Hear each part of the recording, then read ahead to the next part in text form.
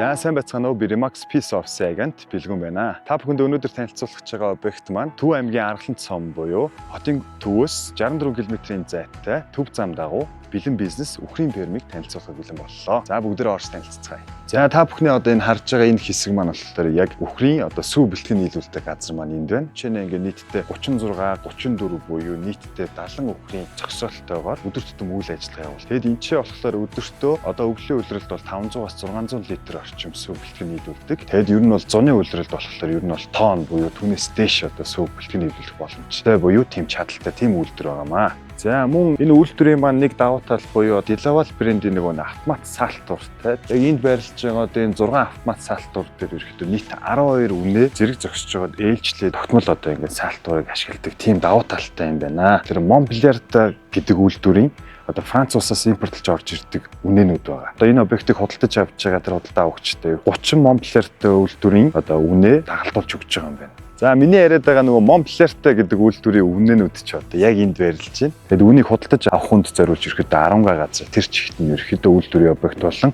үхэртэйгээ хамтдаа өгөхөөр ерөөхдөө шийдсэн байгаа.